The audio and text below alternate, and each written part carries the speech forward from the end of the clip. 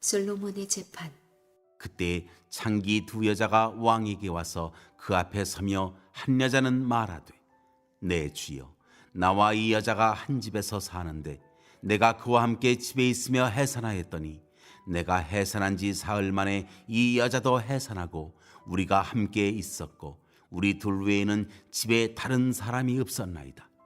그런데 밤에 저 여자가 그의 아들 위에 누움으로 그의 아들이 죽으니 그가 밤중에 일어나서 이 여종 내가 잠든 사이에 내 아들을 내 곁에서 가져다가 자기의 품에 누이고 자기의 죽은 아들을 내 품에 뉘었나이다.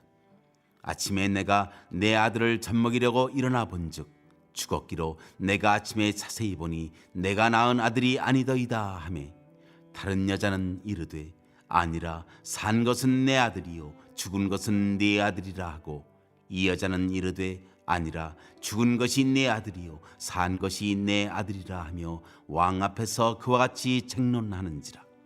왕이 이르되 이 여자는 말하기를 산 것은 내 아들이요 죽은 것은 네 아들이라 하고, 저 여자는 말하기를 아니라 죽은 것이 네 아들이요 산 것이 내 아들이라 하는도다 하고, 또 이르되 칼을 내게로 가져오라 하니 칼을 왕 앞으로 가져온지라. 왕이 이르되 사나이를 둘로 나누어 반은 이 여자에게 주고 반은 저 여자에게 주라. 그 산 아들의 어머니 되는 여자가 그 아들을 위하여 마음이 불붙는 것 같아서 왕께 아뢰어 청하건대, 내 주여 사나이를 그에게 주시고 아무쪼록 죽이지 마옵소서 하되, 다른 여자는 말하기를 내 것도 되게 말고 네 것도 되게 말고 나누게 하라 하는지라. 왕이 대답하여 이르되 사나이를 저 여자에게 주고 결코 죽이지 말라. 저가 그의 어머니이라 하매, 온 이스라엘이 왕이 심리하여 판결함을 듣고 왕을 두려워하였으니 이는 하나님의 지혜가 그의 속에 있어 판결함을 봄이더라.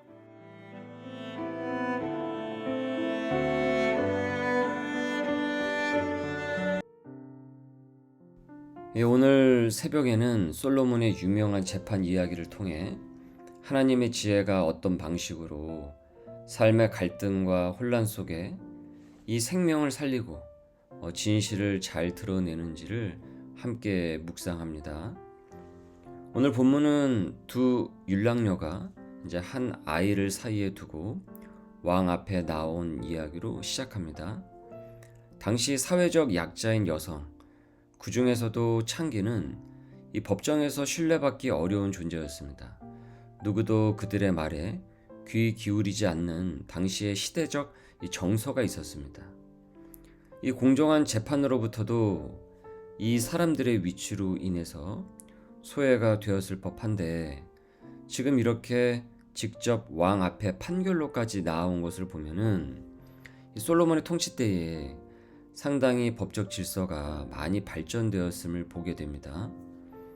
이 사건은 단지 자녀를 둘러싼 두 여인의 다툼으로만 볼 것이 아닙니다. 세상의 기준과 논리로는 이 풀 수 없는 혼란과 이 억울함이 지금 이 시대에도 존재하고 있는데, 우리는 그러면 이 시대에서 지금의 우리의 현실을 어떤 하나님의 지혜를 구하면서 헤쳐나가야 되는가, 이것을 오늘 본문을 통해서 우리가 깨닫게 된다는 것이죠. 교우 여러분, 인생을 살아가다 보며 이 판단하기 어려운 문제들, 그리고 억울함과 갈등 속에 놓일 때가 많습니다.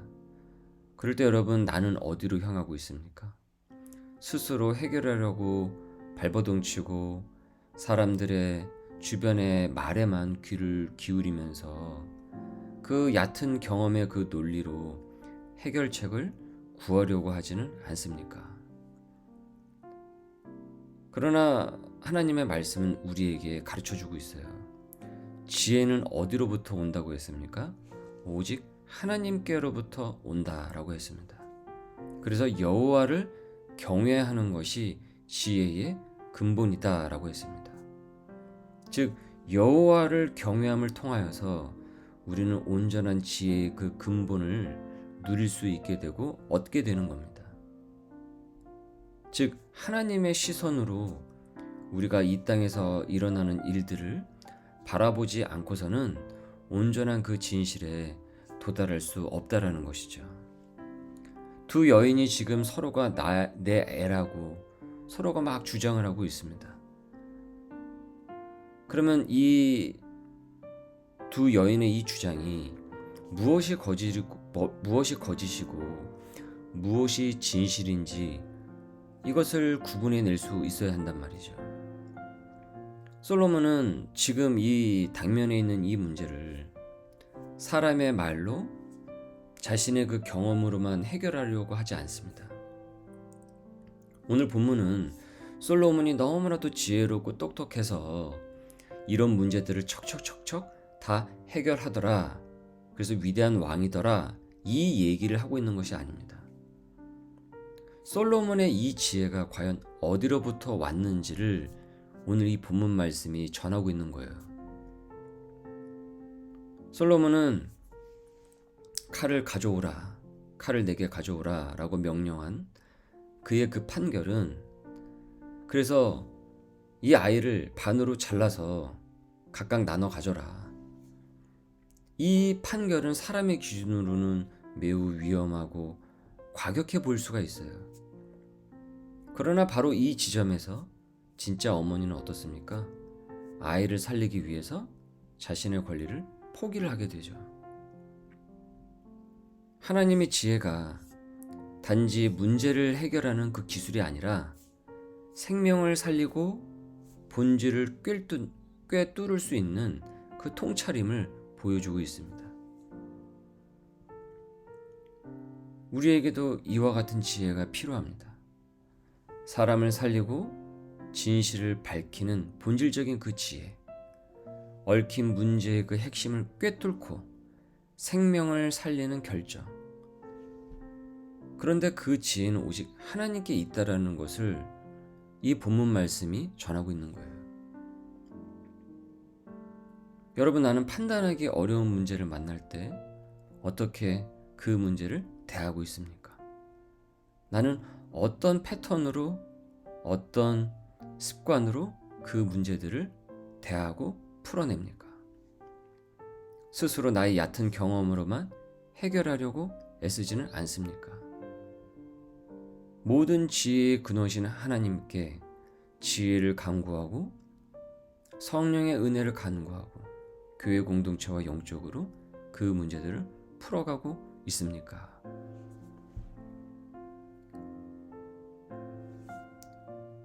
오늘 본문에서 그 다음으로 또 우리가 이제 살펴볼 것은 예수 그리스도에 대한 것입니다. 예수 그리스도에 대한 것이다. 마태복음 12장 42절에서 보면요, 예수님께서 이렇게 말씀을 하셨어요. 심판때에 남방 여왕이 일어나 이 세대 사람을 정죄하리니 그들이 솔로몬의 지혜를 들으려고 왔거니와 솔로몬보다 더 큰 이가 바로 여기 있느니라. 그들이 솔로몬의 지혜를 들으려고 그 먼 길을 찾아왔는데 지금 솔로몬보다 더 큰 이가 바로 지금 너희들 눈앞에 있다 라는 말씀이에요. 무슨 뜻입니까? 예수님께서는 더 크신 솔로몬이라는 것이죠. 솔로몬보다 더 크시다라는 것이죠. 그분은 인간의 죄와 죽음, 거짓과 탐욕에 얽힌 그 문제를 주님의 하나님의 그 지혜로 단번에 해결하시죠. 그 해결은 판단이나 우리가 흔히 내리는 판단이나 판결이 아니라 십자가였습니다. 지금 여기 나와 있는 진짜 어머니가 아이를 살리기 위해서 자기 권리를 포기했죠. 예수님께서는 우리를 살리기 위해 자기 생명을 내려놓으셨습니다. 자기를 비워서 종의 형체로서 모멸과 수치를 다 당하셨어요. 지혜로운 왕의 판결이 이 아이의 생명을 살렸다고 한다면 지혜로운 구속자인 예수 그리스도의 그 희생은 온 인류를 위한, 저와 여러분을 위한 생명 그 자체였다라는 겁니다. 이 아이가 지금 솔로몬 때문에 살았죠. 지금 이 아이가 솔로몬 때문에 온전한 어미, 낳은 어미에게 되돌아갔죠. 저와 여러분이 지금 어떻게 이렇게 수많은 죄를 지금까지 짓고 살면서도 그 무시무시한 그 심판으로부터 즉각 심판을 당하지 않고 우리의 삶을 영속하면서 하나님의 백성으로 내가 부름을 받을 수가 있겠습니까? 마귀의 자녀가 아니고 사탄의 자식이 아니고요. 바로 예수 그리스도께서, 지혜로우신 예수 그리스도께서 저와 여러분을 살리신 겁니다. 여러분, 그것이 십자가입니다. 그래서 십자가를 하나님의 지혜라고 하는 겁니다. 바로 이 솔로몬의 이 판결을 통해서 우린 구속사적 관점에서 예수 그리스도의 지혜, 그 구속사의 그 은혜를 기억할 수 있어야 된다는 것이죠. 그래서 고린도전서 1장 24절에서 인간의 눈에는 이 십자가가 어리석어 보일지 모른다라는 거예요. 그런데 그 안에는 가장 깊고 놀라운 지혜가 숨어 있습니다. 사람들에게는, 믿지 않는 자들에게는 이것은 미련한 것이에요. 그러나 믿는 자들에게는 이것이 능력이 됩니다. 은혜가 되고요, 감사가 됩니다. 오늘 본문의 마지막 제절은 이렇게 말합니다. 온 이스라엘이 왕이 그 판결함을 듣고 왕을 두려워하였으니 이는 하나님의 지혜가 그의 속에 있어 판결함을 봄이더라. 솔로몬을 사람들이 두려워하였는데 이 얘기는 그 권위의 그 리더십에 스스로 고개를 숙일 수밖에 없었다라는 것이죠. 이것은 왕이라는 위치 때문에 솔로몬을 두려워했다라는 것이 아닙니다. 솔로몬 왕이라는 위치 때문에 이 사람들이, 백성들이 압도를 당했다라는 것이 아니에요. 이 솔로몬이라는 사람에게 하나님의 지혜가 있다라는 것 때문에 사람들이 압도당하고 그 앞에서 고개를 숙일 수밖에 없었다라는 겁니다.